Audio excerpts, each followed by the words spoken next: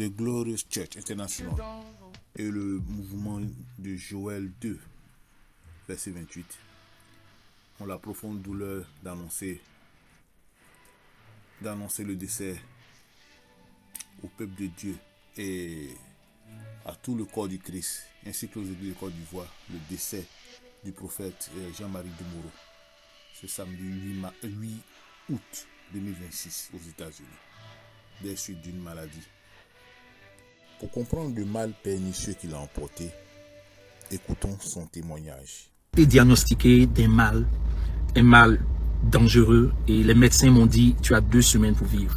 C'est en mars 2024. Mais pour la petite histoire, voici ce qui se passe. J'ai été invité je suis allé prêcher dans un pays de la sous-région, un pays de l'Afrique.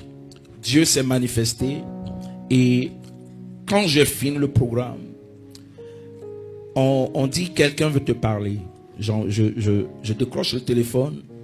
C'est le cuisinier qui préparait pour moi, qui me parle et il commence à pleurer au téléphone.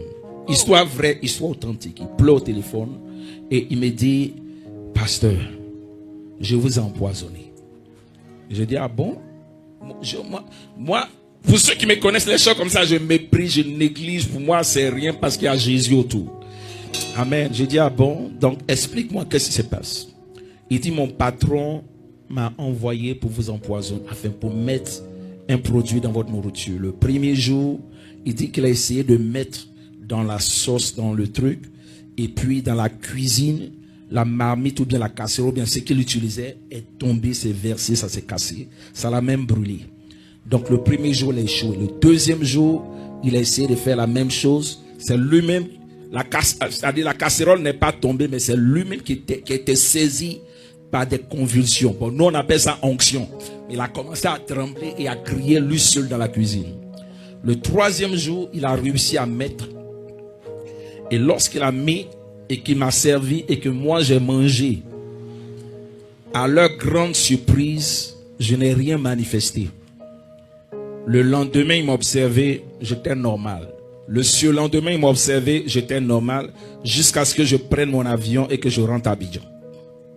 Ça, c'est lui qui raconte et il pleure, il se répand. Donc, c'est pour vous dire que c'est quelque chose de sérieux. C'est pas de la blague. Voilà, c'est quelque chose de sérieux. Donc, lui-même, pour sauver sa vie, après sa repentance, il a dû fuir le pays, dans le pays, voilà.